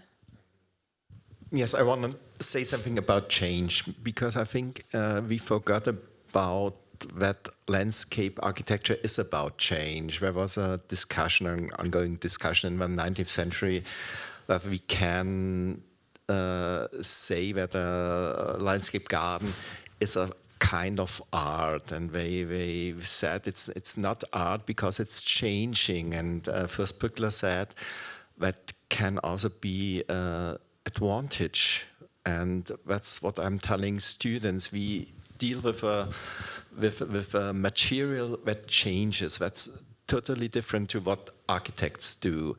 And that's a wonderful thing, that we can show change, that we can show something that's living, and how ecosystems develop and how things develop. And I think we should take that more in our design to show change and to show how we are living in a changing world. I think this is a very good segue maybe into some questions from the audience. So landscape architecture as change, but as accommodating change, specialists, landscape architects being specialists in devising change, in directing change maybe even. So I would like to open up the floor to any questions. Yes. I just want to congratulate you, Sonia, for bringing this distinguished, articulate panel here. We've had, and I want to tell a story and make some comments too.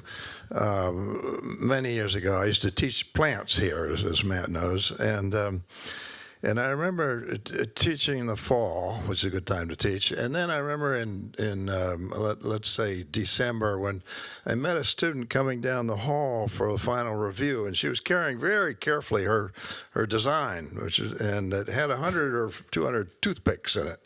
So I said, she had taken my class, and she knew 75 plants. I knew that. And so I said, what are those toothpicks? She said, they're trees. I said, well, what species? And she had to think for a little bit, and she said, red maple.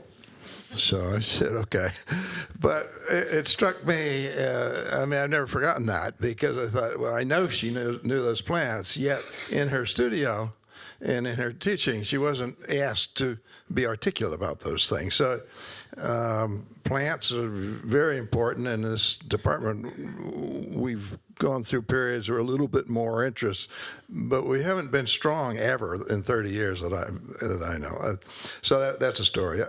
But I go, Matt and Steve's original presentation I thought were wonderful, and Matt's bringing out the immediacy of the public plantings. I thought that was a really powerful point there, that people want it now, and this isn't a 30-year time or 50-year time. And also, notice there are a lot of shrubs in your thing. I found that interesting too. And I think Steve should be required to write, or maybe he has it written, and make copies of his talk, because all his points were really important, and I think you could pick away at things like the exotic non-native invasive species that we heard used in Germany and other places, and that reminds me of another story. You know Hans Kiemstedt, probably, who was the head planner for Stuttgart. Is that right? Stuttgart, I think. No. What city? For a while, and then in Hanover. I mean, not planner, but then a university professor in Hanover. Hanover, sorry. That's right. Anyway, so I had dinner with him. He was a very distinguished planner, I guess he was. And I had dinner with him a few hundred meters from where we're sitting many years ago. And so it was during the Black Forest pollution era. There's headlines. And he said he had to plant now this was after we'd had some wine. At first, he found I was an ecologist, and he was, but after some wine, we were, so he was had to plant this boulevard. And so I said, well, what trees are you going to plant on that boulevard in Hanover? And he said, oh, well, I opened the manual, and there are 5 species. I can choose these 5 species. So I said, what are they? So he read them off. And I said, well, Hans, all 5 of them are not going to last the air pollution that we're seeing in our headlines for very long. And he said, I know. And I said, well, what are you going to do? I said, well, I have to plant one of them. I said, I got an idea. Plant both sides are rows of plastic palm trees in Hanover. And he laughed. And I said, no, seriously, do it. And he sort of laughed. And then I said it a third time, and he looked at me as I was crazy. And I said, well, you need shock treatment. You really need to shock the people to say that those 5 trees aren't going to survive the pollution there. Anyway, so that's just a story that might be it. Let me make 2 more points, and then I'll get out of here. We need to get drinks as well. I have to get on a plane tomorrow morning. You only get 10 minutes for true. But I really like the idea of getting down and looking carefully at plants, because ecologists are sitting behind their computers now and doing modeling, and they aren't looking at plants as a generalist. And I have the sense that landscape architects, that's a similar story there. So getting out and looking at plants, both shrubs, and somebody else had a lot of shrubs, and I found that interesting, because that was, it was a beautiful slide there. And then finally, the point about the New Orleans, it was wonderful, because, starting sort of in the center and making a real impact, and then spreading out and having it fit together, taking the big picture, as you said at the beginning, I thought was very powerful. And one of the things that I often say is that if you want biodiversity in the center, I mean, you can try and plant it, but, they're planted native species, they're planted non-native, they're spontaneous native and spontaneous non-native, and all of them are important. Otherwise, you're going to be so hot and polluted, it's not going to be any good. But having just outside the city a large natural area which provides that species rain that Steve was talking about, all those birds bringing those seeds in, I mean, it's a really powerful way to have perennial biodiversity coming into the city there. So Thank you, Richard. Thank you. Other questions? Somebody had a question. You have a question? Really? All the students out there? Come on. Well, one of the challenges is, I believe, nowadays, is that we are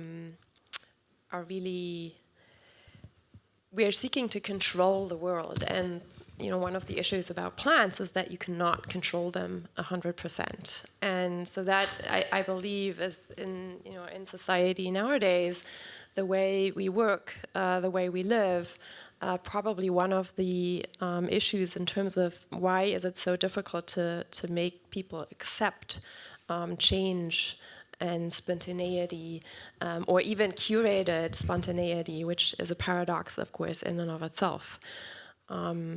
Don't know whether you have any thoughts on this in terms of your practice. Sorry, Jonah.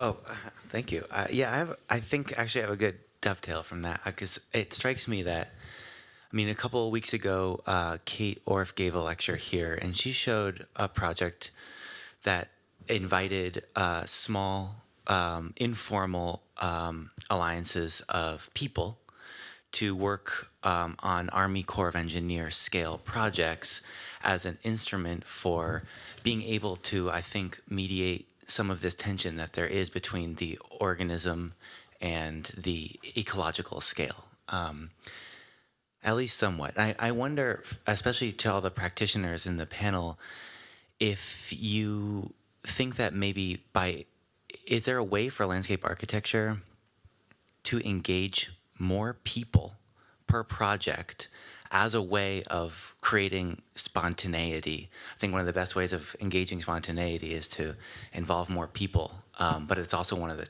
challenges of complicated projects.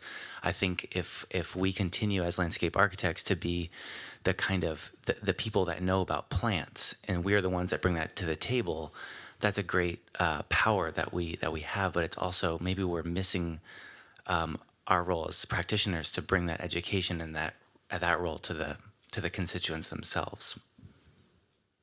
Thank you. I don't know, I think it is happening. I mean, we've encountered it on a lot of, especially Arboretum projects that are being made by volunteers and reaching out to the whole community. I mean, I love the idea, and I think it's very powerful. I'm thinking of the Jensen landscape for Abraham Lincoln in Springfield, that is pretty much all planted by garden club ladies and children, by acorn and whips. And today you see, almost 100 years of growth, and the spatial notions that Jensen had in mind are there, but it was all done in that way. So I think that's a powerful idea. I think we're seeing more and more of it in schools, campuses. Great. I wanted to bring up something that you've written about to try to urge you to answer his question, which is having to attend to the loss of plant knowledge in landscape architecture. Because you say, if we are, in fact, plant experts when we get to a site, otherwise, all of the ologies, we are urbanists and infrastructural and ecological, and we have all of these isms, but we have not really changed our practices of planting to the scales and the transformation that other agendas have attended to in our field. So why the loss of plant knowledge, and or how can we attend to it? Because we don't show up on site, and we are not the experts. Comment on this? I think we are not. What I was writing about was about the history of landscape architecture and why we are not longer horticulturists, but scientists, and that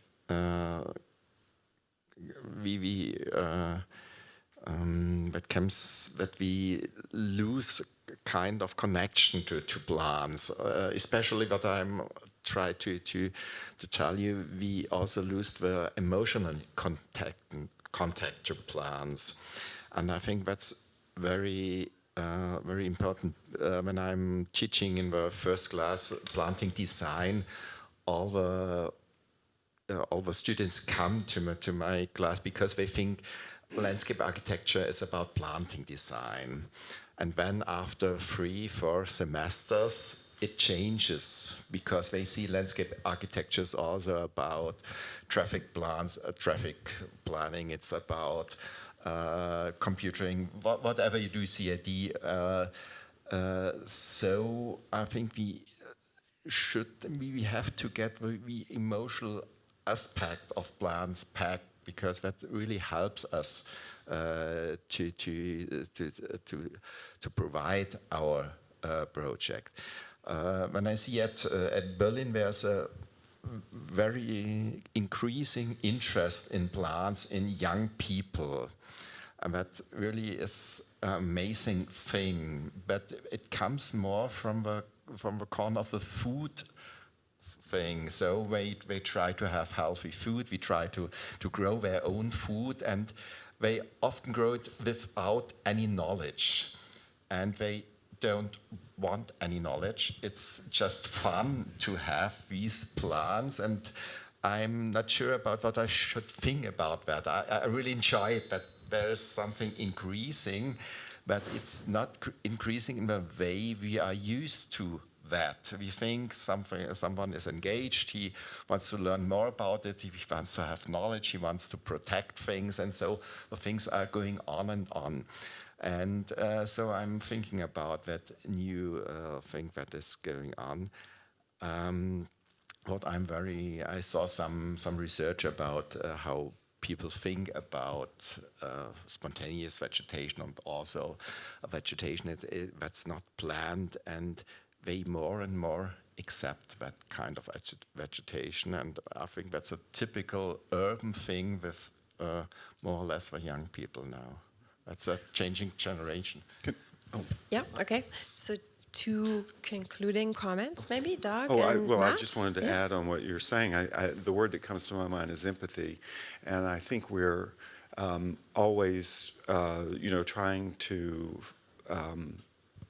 foster and build empathy in students for a living medium. Paradoxically, so the knowledge base, the understanding and the empathy, but then the need as designers to abstract, and they're almost paradoxical in teaching a class on planting design. You're wanting that knowledge and you're wanting to foster that, but you're wanting students to see them in abstract ways. So anyway. Great, Matt? One of the things I try to hammer into the students' heads is, ecological factors are horticultural factors. Solar aspect, soil moisture, wind exposure, all of these different things that an ecologist at a rabbit's eye view is concerned, a gardener is also concerned about. Maybe a gardener is then trying to keep any of it from changing, and and an ecologist understands that it will, but that I think is a false dichotomy to pretend that there's really 2 different worldviews on any kind of any kind of empirically observed level.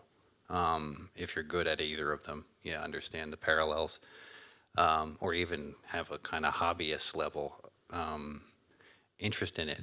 I do think, though, and there was a comments that are alluding to this, that the pragmatism, the practical knowledge that comes out of gardening, vegetable gardening, or any kind of gardening, or farming, certainly, small-scale farming, is very precious. And if I interview somebody and they, I ask them a series of questions, and one of them is, so what have you done with your hands?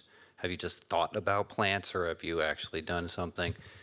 If they've only done carpentry, that's better than nothing. But, you're going in the right direction. But I don't know how many of the successful landscape architects I know who have farming or actual gardening or ongoing gardening interests or hobbies or backgrounds, or I think it's extremely important to getting to a level of understanding.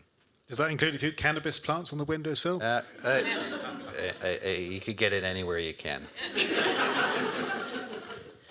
Okay. Okay, now we have questions. Can we take one more, maybe one more? I have the microphone. You know, a good answer requires a good question, and that's really what we've gotten all evening, and I really appreciate that because we've had a whole spectrum, everything from landscape maintenance to sort of the tabulation and organization of our practice. But, you know, in the end, we all come because we want to have a conversation about our practice in the public realm. And I think, you know, one of the things that jumps out to me is that the public loves our profession, but they're also very afraid of what we do. And I'll just give a couple examples. There are many communities now that have, you know, encoded in their zoning and other regulations that you can only use native tree, you know, native plant materials. And so, and then I hear from, you know, ecologists that other introduced species create other, you know, other opportunities for diversity. So that, you know, there's an interesting dilemma there. Or you go to the community that has the 5 trees that every subdivision, you know, street has to be planted 50 feet on center, you know, with 5 different trees. And so it's really, I mean, the public would like to kind of keep us under control. But on the other hand, they ask us for environments that look natural. And so if you show 6 slides of a natural place and say, oh, would you like your park to look like that? Oh, it's way too messy. It's very messy. And so there's a whole series of dilemmas with that, bringing this to a public conversation, you know, and the public sometimes doesn't know the difference between a 5,000 square foot pocket park and, you know, 10,000 acres of you know, of an urban forest. And so mostly I just want to appreciate the level of conversations, but if anybody has any answers to these questions, I think the audience we're all kind of anxious to hear answers too. Thank you very much for bringing the policy dimension into this discussion. Would anybody like to take up on this? No. Well, I will just say. I think there's a vastly more tolerance for messiness in urban environments than there used to be. There is more tolerance. Okay? Vastly more. There has to be more, which also then ties back into the discussion about how Maybe we not in educate and how we educate, and you know how we then actually design those what used to be, at least at some point early in the 20th century, the weed ordinances, amongst other things, which maybe should actually also become a design activity to a certain sense. So I would like to thank our panelists, thank our audience, thank you for coming, and have a good evening. Thank you.